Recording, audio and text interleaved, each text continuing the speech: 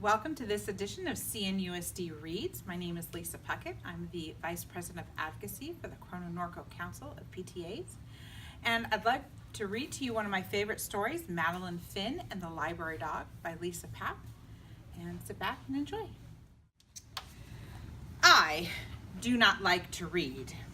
Not books, not magazines, not even the menu on the ice cream truck. And I especially do not like to read out loud. Keep trying, Madeline Finn, my teacher says.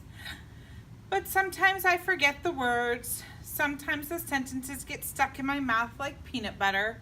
Sometimes people giggle when I make a mistake. And I never get a star sticker from my teacher, not even a smiley face. Instead, I get a heart that says, keep trying. I get a lot of keep trying stickers, but I want a star. Stars are for good readers. Stars are for understanding words and saying them out loud.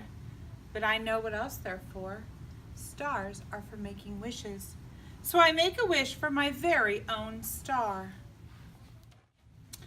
I guess wishes take a while because I don't get my star on Monday or Tuesday. Keep trying, my teacher tells me on Wednesday. On Thursday, I say the frog's name wrong. It's Samuel.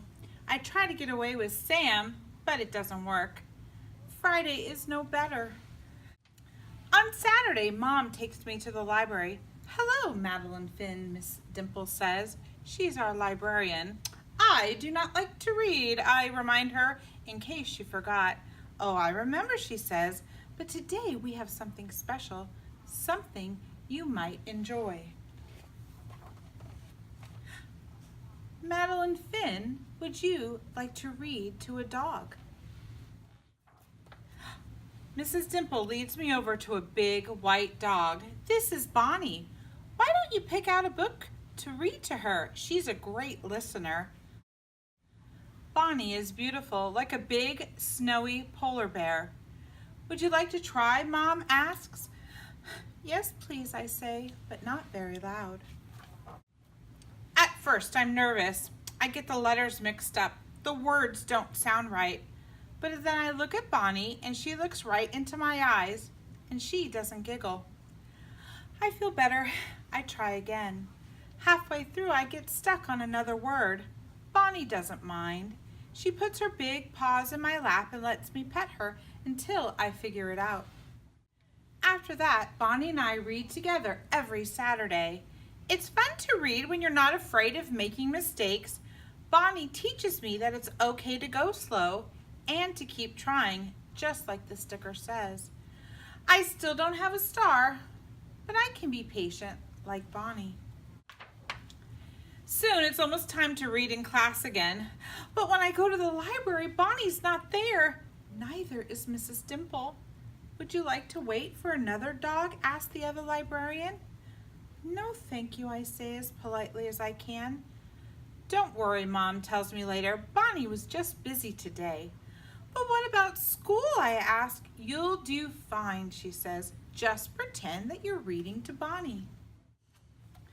A Monday morning, I'm very nervous. Madeline Finn, would you like to read next? The teacher asks. Yes, please, I said, but still not very loud. The first sentence goes pretty well, then I mess up on a word, then another. I hear someone giggle, but then I think about Bonnie and I take a deep breath and pretend she's right next to me. The next thing I know, I'm at the bottom of the page. I look at my teacher and she has a big smile on her face. I did it. I got my star. On Saturday, we go to the library again. Mrs. Dimple is back. I got my star, I tell her. I want to give it to Bonnie. Well done, Madeline Finn, she says. I think Bonnie might have a surprise for you too. Madeline Finn, would you like to read to Bonnie and her puppies?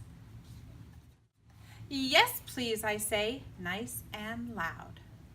So the moral of the story is, my friends, keep trying, keep reading, and books will take you to all sorts of amazing places.